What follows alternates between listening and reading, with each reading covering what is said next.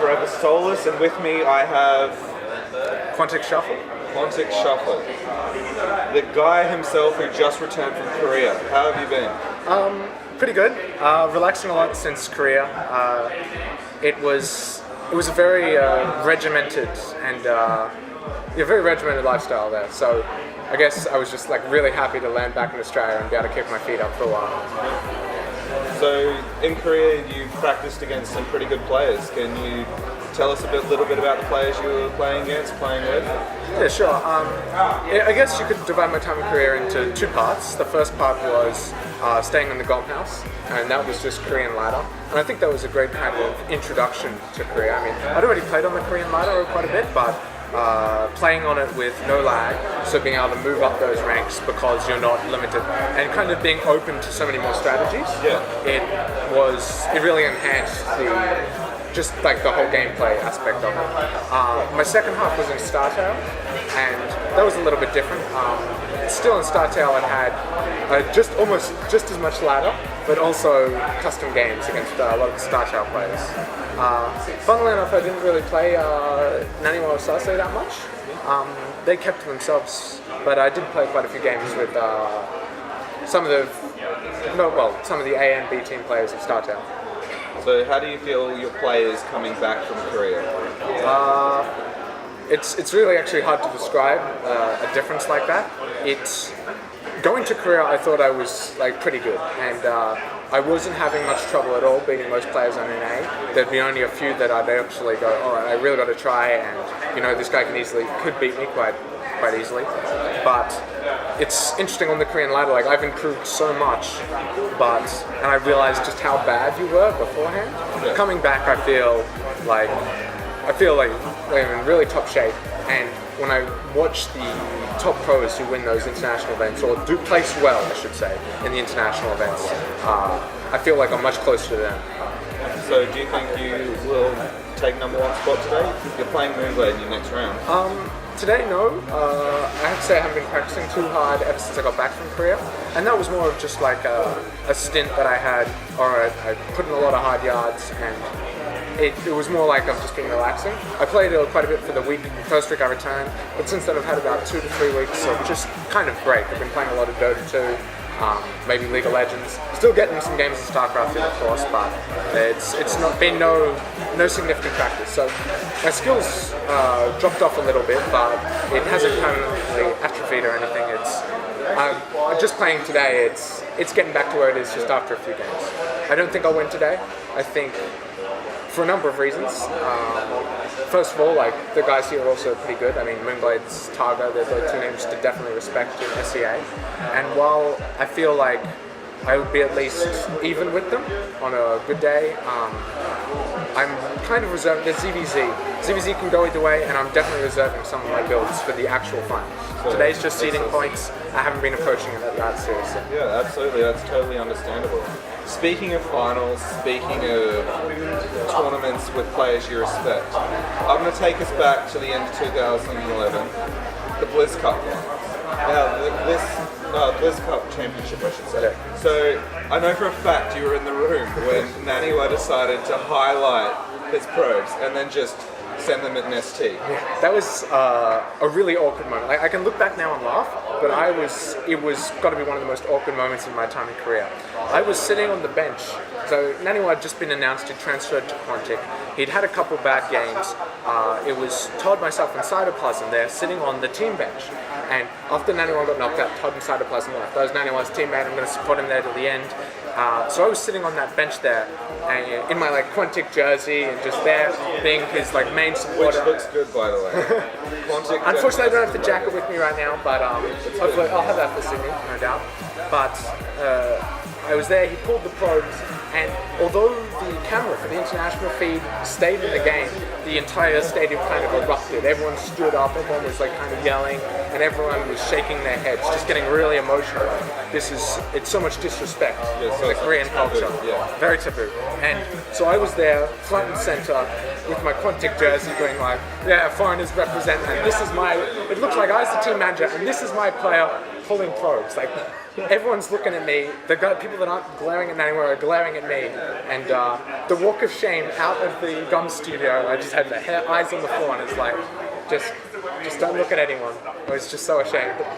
So fast forward like a couple of days, Naniwa finds out that he gets knocked out of GSL Codex, sorry.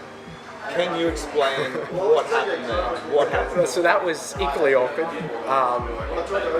We had gone out for food with Caldwell, and at that point we were just convinced that there's no way GOM could take us Codex seat from him.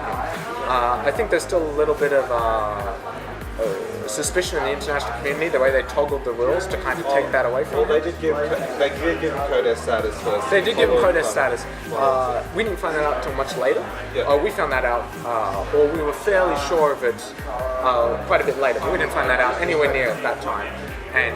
But when they revoked that seat, we were convinced. We were telling them, hey man, there's no way they're going to revoke this seat. They might fine you, and they'll probably fine you, and they'll give you a talk to yada yada, but they will not revoke the seat. And then we went out to dinner, we come back, and the GOM house is deathly silent.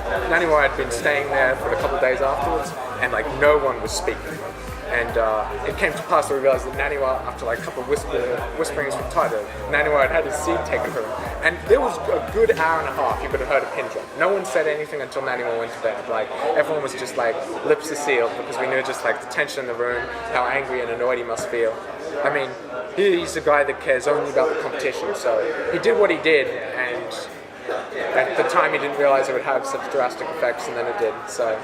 But it seems like that changed his, that kind of turned his mindset around a little. How did that impact on you? Like, you seeing the Korean reaction to such taboo, which in our community, the international community, just threw it away, and we said, well, that's a format problem. Yeah, I was talking quite a bit with some of the guys at GOM, like, especially through Caldwell and with Caldwell, and we were just discussing, like, hey, they've taken the seat from him, like, it was just, and like the outrage that came out. It was, I guess it didn't really affect me that much in the sense, besides the being there. I mean, I was definitely kind of more prominent on the sidelines in the sense that I'm a teammate of Naniwa, and I was there in Korea, I was there when like the incidents happened, but overall I think it was just like, I personally would never have done anything like that. But I think it kind of gave a shock to the community in the sense of like, it was stupid what he did, but the retribution was very harsh. So moving away from 91 now, back to you. Code A. You made it the furthest that any foreigner did at that Code A qualifier. In that qualifier, I made it. I think I got to the same round as I think one of the other guys. I think I lost 1-2, he lost 0-2. But my Code A qualifiers were a pretty good experience. Like I was really happy with a couple of my wins, and I was so disappointed by my losses. I didn't really talk about my Code A trip much because of how heartbroken I was at my losses. In the game, the round I dropped out 1-2 to some Slayers Protoss, I was up 1-0, and on I think it was game 3, I had defended his early pressures, 4-gate +1, Zealot, Void Ray pressure without losing a single drone. I had like 65 drones. I was in this position where any Zerg is so comfortable that as long as you know what you're doing, it's a formality until you win. But my mind shut down, my brain shut down. I made Corruptors against a Blinkstalker when expecting Colossus because he'd gone Colossus last game, and I've choked very hard in tournaments before. That was probably one of the worst, and I think it was the worst in the sense of I'd come in there with very low expectations. Getting knocked out in the first round was something that happens to a lot of foreigners, depending on who you hit. So then I won my first, I got in quite a couple rounds in, and straight away. 2 rounds away from. And I was in the knowledge that the person I'd meet after that was very beatable, and I had some builds prepared for that matchup. For Zerg vs Zerg, I had some pretty good all-ends prepared because the Zerg vs Zerg metagame was shifting at that point. So it was disappointing in the regard that I lost there and I lost the way I did. So looking back, still I guess positive, just a sour end. So that brings me to my next question.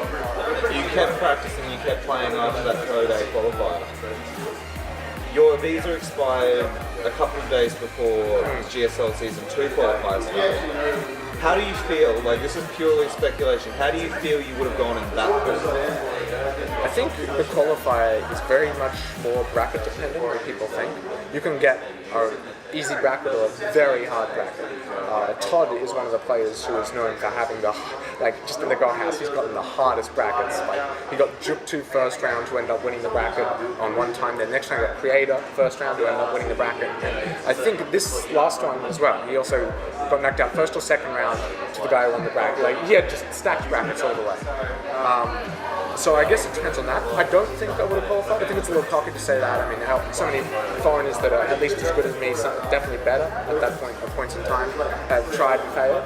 But I think I could have done at least as well. I was feeling very confident in some matchups. I think it would depend on matchup dependent. If I'd gotten Zerg vs Zergs, at that point in time, no. Zerg vs Protoss, depends on what they do, and then Zerg vs Terran, I was very confident in Zerg vs Terran. Yeah, well, you were beating people with just Zerg.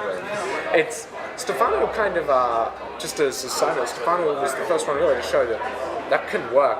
If they don't control the beginning Hellions right, you can have a bunch of fun against Terrans just with pure Zerg. And as I was making remarks, that comment comes from remarks I was making before, where sometimes when I hit Terrans I know on North America, I would, having no lag means your zone control can micro against Hellions very effectively, so it would have quite a significant amount of fun, just playing with Zerglings against Terran. And it can give you quite a high win. Excellent. Well, I think you're going to have to play your next games against Moonglade, so I'll have to let you go. Do you have anything you want to say to sponsors, blah, blah, blah? I'd like to just thank Quantic Gaming and Razor, definitely for all the gear and the support. And what about your Twitter? Where can we my Twitter is at QuanticShuffle, just one word. And I think you can find most of the members of our team if you just search the name at Quantic, most of us are there, and please give us your support. Excellent. This has been an interview with Forever Soulless. This is QuanticShuffle. Thank you.